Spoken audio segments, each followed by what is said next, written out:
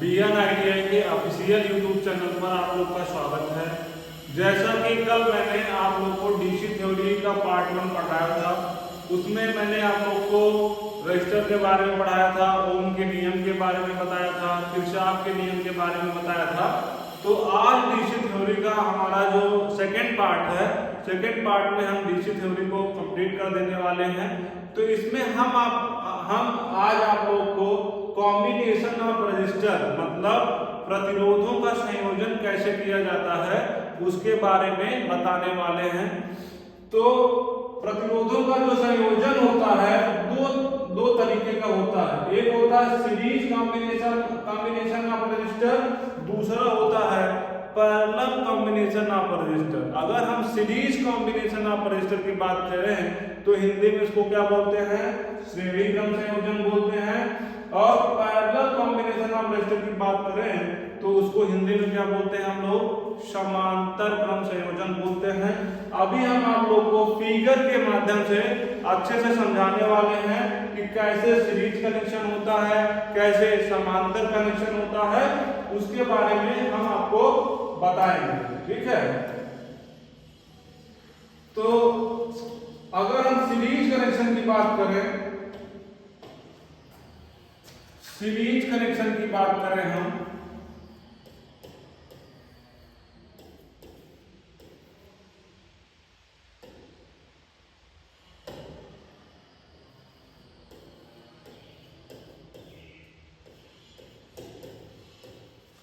Series connection of registers,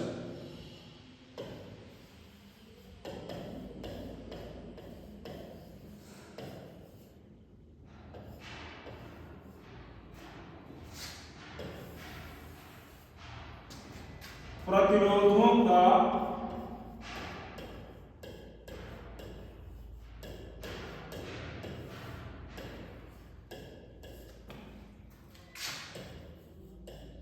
श्रेणी क्रम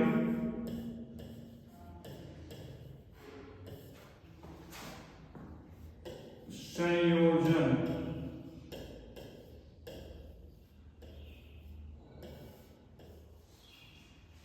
प्रतिरोधों का श्रेणी क्रम संयोजन। ठीक है, सीरीज कनेक्शन ऑफ रजिस्टर, प्रतिरोधों का श्रेणी क्रम संयोजन। मतलब मान लो अगर आपके पास 3 प्रतिरोध हैं, R1, R2 और R3। ठीक है, तो इन तीनों प्रतिरोधों को अगर हमको श्रेणी में जोड़ना है, सीरीज में जोड़ना है, तो कैसे कनेक्शन करना होता है इसके बारे में हम आपको बताएंगे। ठीक, ये मैंने मान लिया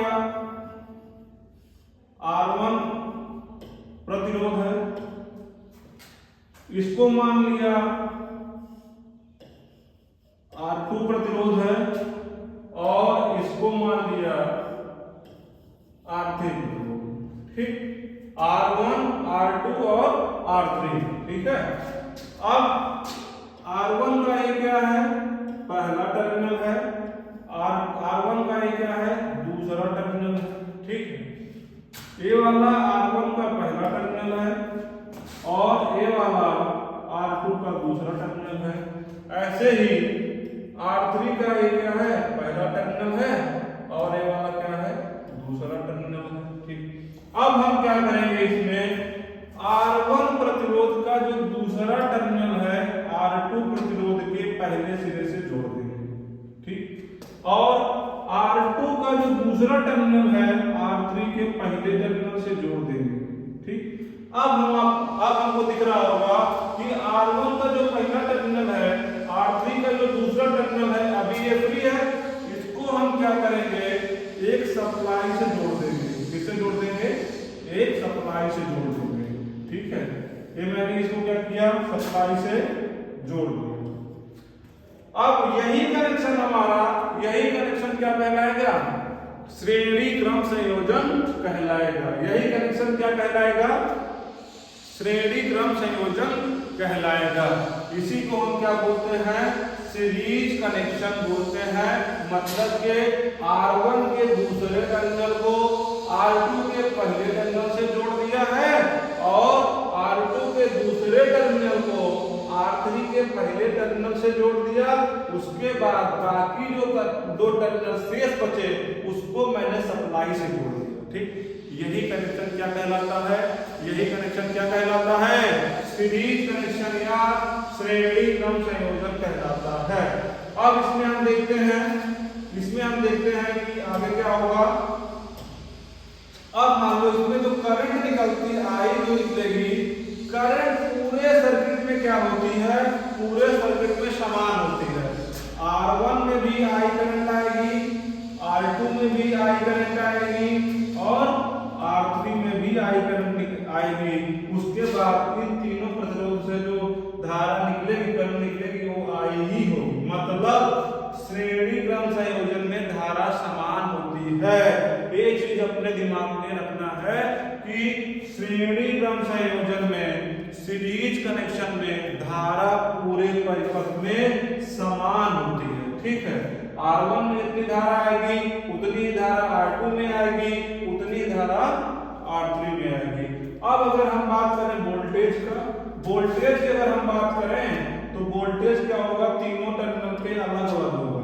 यहाँ पे प्लस माइनस V1 होगा, यहाँ पे प्लस माइनस V2 होगा, यहाँ पे प्लस माइनस V3 होगा। ठीक, वोल्टेज तीनों सिरों, प्रतिरोधों के तीनों सिरों पर अलग अलग होगा। ठीक है, धारा तो समान रहेगी लेकिन वोल्टेज तीनों सिरों पे अलग अलग रहेगा। ठीक है, अब हम बात करेंगे कि जब हम तीनों प्रतिरोध को एक साथ जोड़ देते हैं तब इनका टोटल रेजिस्टेंस क्या होता है? तुल्य प्रतिरोध क्या होता है? ठीक है,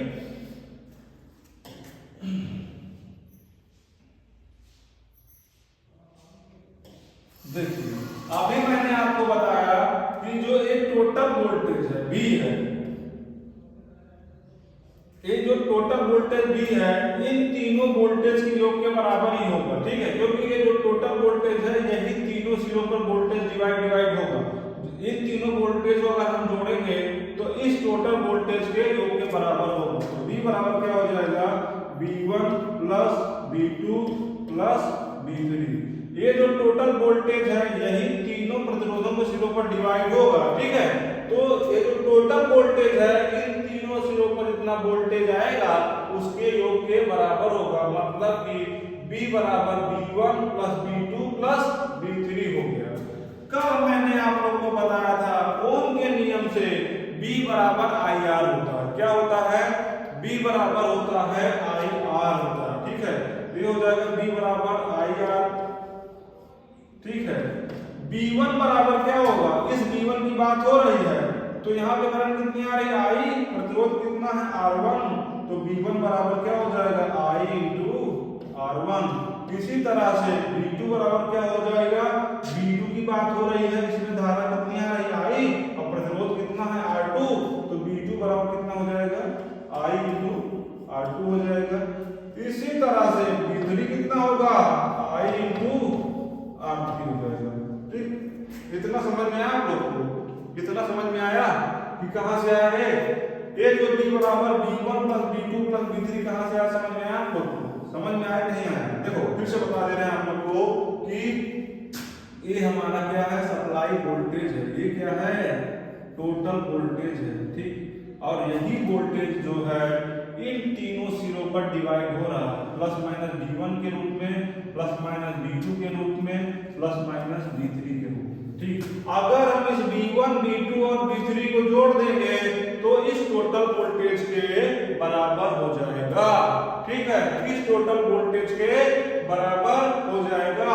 वही हमने लिखा है V बराबर V1 plus V2 plus V3। ठीक, अब कल मैंने आपको पढ़ाया था ओम का नियम। ओम का नियम क्या पढ़ाया था? V बराबर IR होता है। क्या होता है? V बराबर IR, जहां V क्या है? वोल्टेज है, I का क्या है? धारा है, और R क्या है? R क्या है? प्रतिरोध है। वोल्टेज का मात्रक क्या बताया था? वोल्ट बताया था। धारा का मात्रक क्या बताया था? एम्पियर बताया था। प्रतिरोध का मात्रक क्या बताया था? ओम बताया था। ठीक है, तो इस तरीके से I into R1 plus I into R2 plus I into R3 हो गया। अब देखिए I into R बराबर यहाँ भी I है, यहाँ भी I है, यहाँ भी I है, मतलब तीनों जगह पे जो मान समान होता है उसको हम क्या कर सकते हैं, कॉमन ले सकते हैं ना। तो I को मैंने क्या ले लिया, कॉमन ले लिया, तो ब्रैकेट में क्या बचा R1 plus R2 plus R3, ठीक है। अब I से I मैंने काट दिया इसको, तो R बराबर क्या आया, R1 plus R2 plus R3, ठीक है। यही हमारा क्या हो जाएगा, श्रेणी क्रम संयोजन का तुल्य प्रतिरोध होगा। इस फार्मूले से हमको क्या समझ में आया, इस फार्मूले से हमको क्या समझ में आया, जो तुल्य प्रतिरोध का मान होता है श्रेणी क्रम में जुड़े तीनों प्रतिरोधों के योग के बराबर होगा, ठीक है। अगर हम टोटल रेजिस्टेंस की बात करें, तुल्य प्रतिरोध की बात करें, तो क्या होगा, जितने भी प्रतिरोध जुड़े हैं उसको हमने जोड़ लिया, वही हमारा क्या है, वही हमारा क्या है, तुल्य प्रतिरोध है, ठीक है।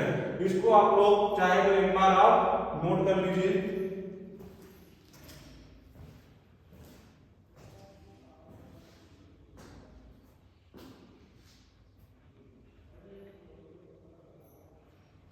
अगर इसको नोट कर लिए हो आप, तो हम सीरीज कनेक्शन के बारे में आपको थोड़ी सी और चीजें बताने वाले हैं, थोड़ी सी और चीजें बताने वाले हैं कि सीरीज कनेक्शन क्या होता है, ठीक।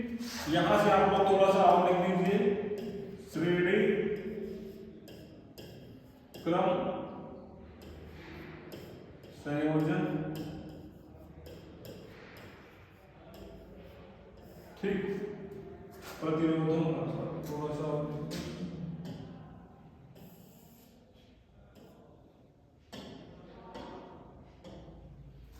क्या लिखेंगे, प्रतिरोधों का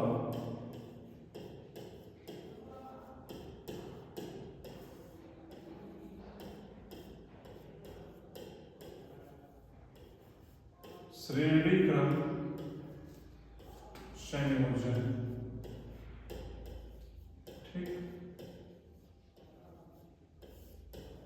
अभी मैंने आपको बताया था जो टोटल रेजिस्टेंस RT है उसका मान कितना आया, R1 plus R2 plus R3, ठीक है। श्रेणी क्रम संयोजन में जो तुल्य प्रतिरोध का मान होता है वो क्या होता है, R1 plus R2 plus R3, मतलब अगर तीन प्रतिरोध लगे हैं तो तीनों प्रतिरोधों के योग के बराबर ही क्या होगा, आपका तुल्य प्रतिरोध होगा। अगर हम आगे थोड़ी सी बात करें तो ये क्या है, श्रेणी क्रम में तुल्य प्रतिरोध का मान सबसे बड़े मान वाले प्रतिरोध से भी अधिक मान का होता है, ठीक है।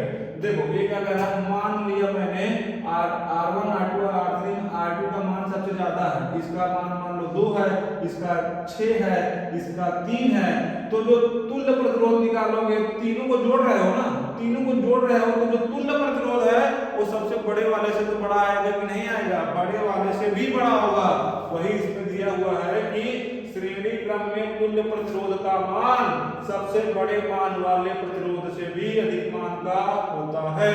दूसरा पॉइंट क्या है, यदि श्रेणी में सभी प्रतिरोध समान मान के हों तब RT बराबर N into R, ठीक है।